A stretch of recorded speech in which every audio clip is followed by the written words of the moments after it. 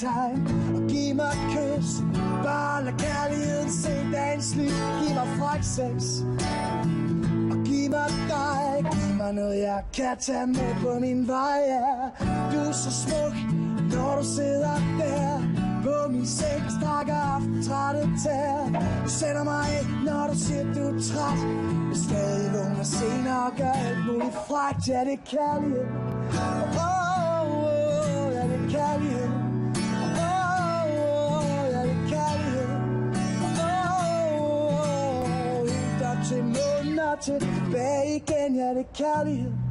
Hej Danny. Hej. Du har jo været med i Dansk Melodi Grand Prix tidligere i 2006 og 2007. Hvorfor er du med igen nu?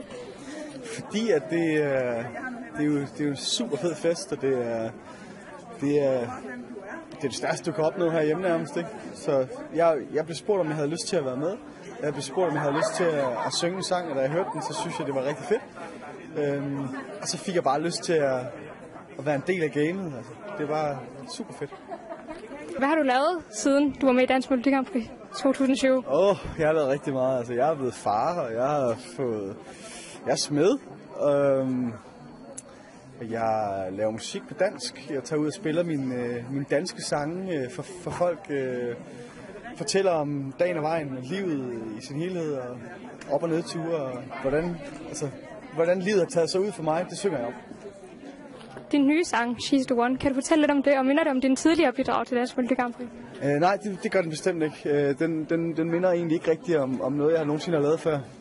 Og det synes jeg lidt er det spændende ved det. Og ligesom prøve at kaste sig ud i en ny genre og et nyt projekt.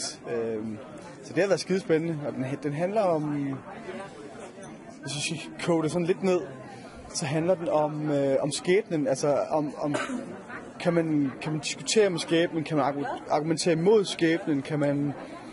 Altså, du kan jo ikke diskutere med nuet heller ikke. Altså, det eneste, du kan lave om på, det er, hvad der skal ske i fremtiden. Altså, så det handler lidt om at have fundet den rigtige i sit liv, måske på det forkerte tidspunkt.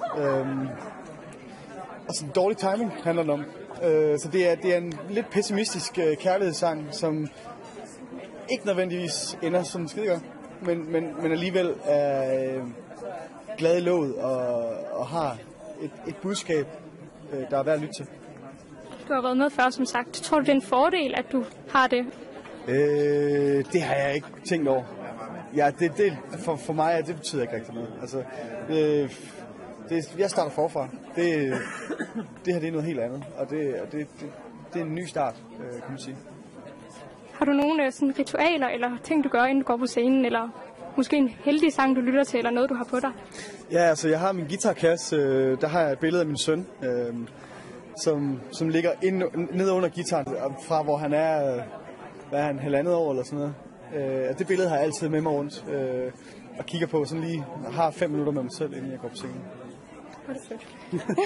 Har du en besked til vores læsere? Jeg håber, I kan lide, hvad jeg laver, og jeg håber, I synes, at jeg har fortjent den her sejr, for jeg vil skide gerne vinde.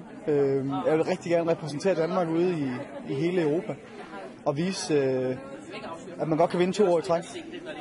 Tusind tak for din tid, og held og lykke.